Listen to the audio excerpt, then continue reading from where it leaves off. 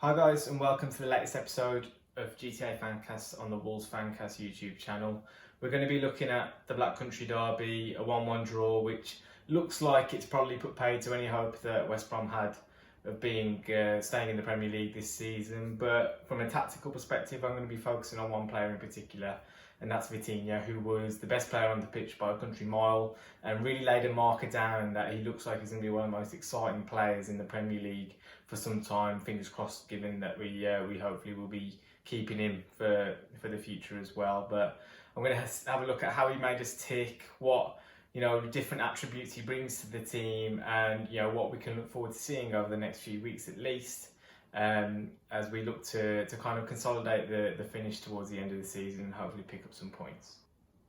Now, as we saw from the start of the game, Wolves reverted to a back four, and that allowed Vitinha to sit in that little number 10 position with plenty of options around him. And I think while he is an individual talent himself, he definitely needs and thrives of having the support of his teammates available to pass to. He's not like the likes of Neto, Traore, Pedence, who can go past a couple of men with a little dribble or anything like that. He is capable of skipping by players, but you don't really see the best of him unless you're available for him to pass to you and receive vice versa.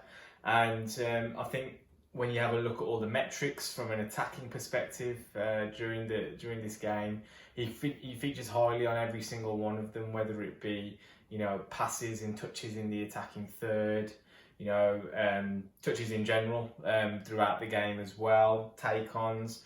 Who's on set piece duty. He clearly had a lot of responsibility bestowed upon him, which, given the fact that the likes of Pedence were still on the bench and available, really goes to show that Nuno gave him a real kind of show of faith to start him. He hasn't obviously done that up until this point, and there are question marks, having seen how he played, of how Nuno's been handling him this season and whether he could have contributed more to Wolves. But ultimately, having watch this game, I think we can all see that there's a player there to be had and to nurture and keep going. And when you think about the start of the game, West Brom initially probably matched us up in their eyes, given that they set up with a back three. But what that meant was that now that when we set up with the four, these guys, Semedo and Ait-Nouri, were able to pick up the ball in plenty of space and get lots of possession.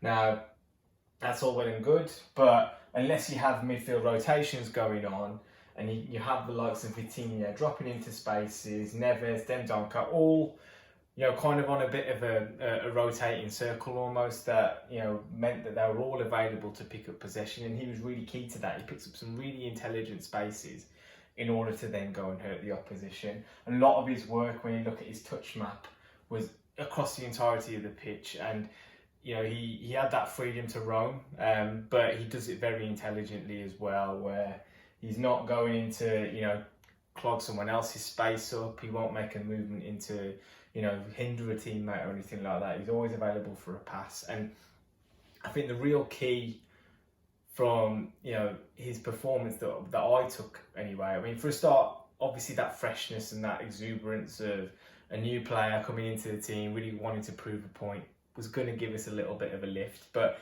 it was that acceptance of the ball under pressure. It was that showing up and actually wanting the pass to come into him, whether he had players around him or not.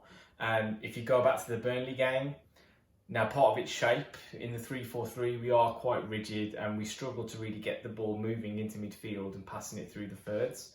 But in this game, because we had the likes of Vitinha out there, constantly on the move, constantly looking to receive passes, we were able to move up the pitch a lot easier. And if you have a look at the fact that he was the highest kind of targeted receiver of passes within the whole team, it goes to show that he was available for them, and he was also trusted by his teammates to actually receive those passes as well.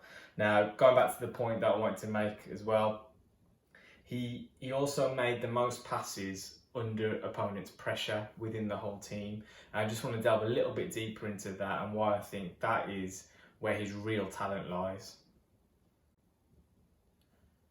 Now, a really key part of any team that wants to play proactively I believe, is having players that are going to accept the ball under pressure. And as I pointed out just before, that Vitinha played the ball under pressure more times than any Wolves player on the pitch, which goes to show the confidence he has in his own ability, but also just that bravery is something that, people don't really speak of. When you use the term bravery, you think about, flying against tackles, you think about putting your head in where it hurts, but it's a bravery that, you want to show for the ball all the time, and that was something that was 100% lacking in that fixture against Burnley. People were hiding and weren't getting on the ball and being brave. To be fair to someone like Adama Traore, he's pretty good with it. But on this occasion, this was where Vitinha really showed his mettle. A couple of instances that I want to point out. Firstly, in the first half, which ultimately led to Nelson Semedo's chance, where he forced a save out of Sam Johnston. He receives the ball in the middle of the park, and if you have a look, there's a couple of nice options out wide, and logic would tell you the easy pass was for him to open his body up and play the ball onto the flank, and then maybe look to go and support or hit the box. He doesn't do that. He actually runs towards the crowd of players and looks to engage his opponent and actually make them make a decision and get them on the back foot. He tries to slip the ball through to Fabio Silva. It doesn't quite work out, but then when Ajayi picks that ball up, he's then in a situation where he's got to make a decision as well. So it's just a little movement. Now, it didn't really come to fruition in the direct way you would have hoped, but we still ended up creating a chance because he's made a positive move, attacked the defence and actually looked to do something slightly different, slightly outside of the box, as opposed to the conventional, moving the ball side to side and look to kind of go down the wings and play like that. So, just a little example of how his thought process is being slightly different have benefited us.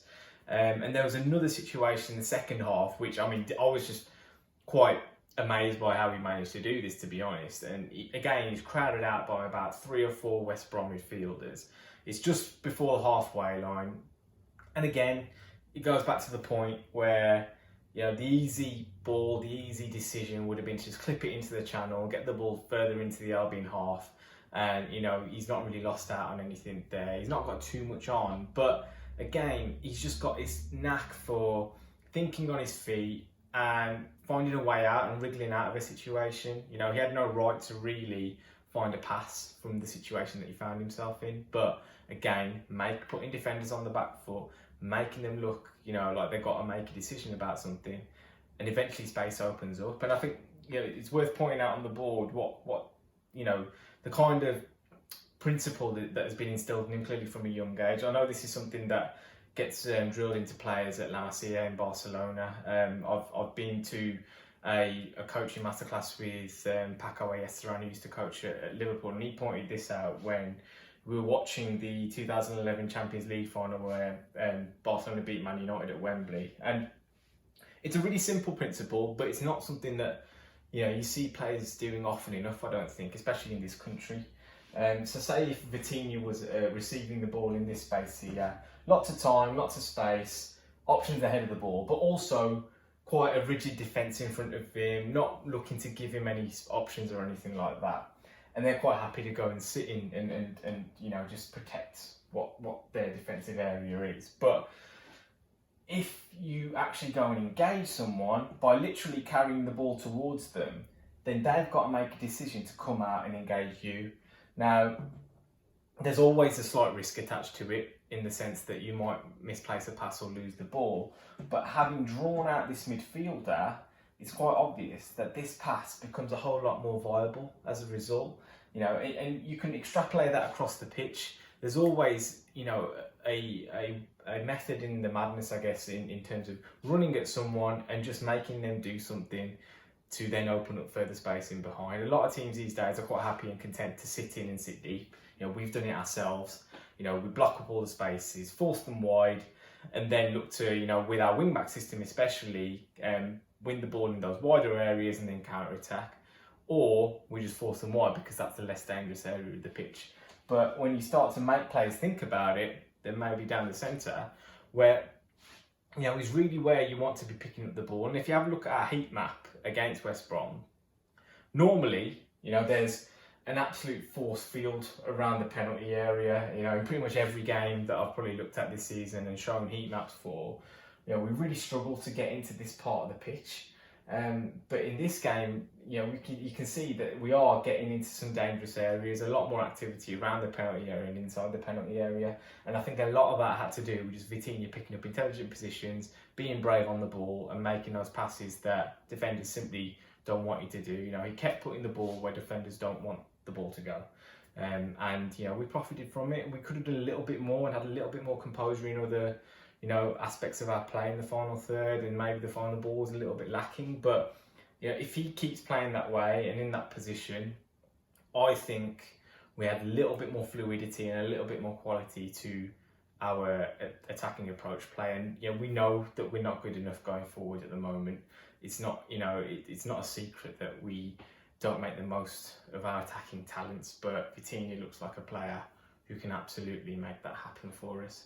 I hope to see him starting every game now for the rest of the season, starting on Sunday against Brighton.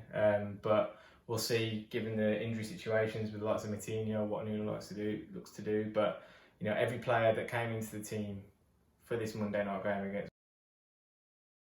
West Brom did themselves justice, and I hope to see an unchanged 11 on Sunday.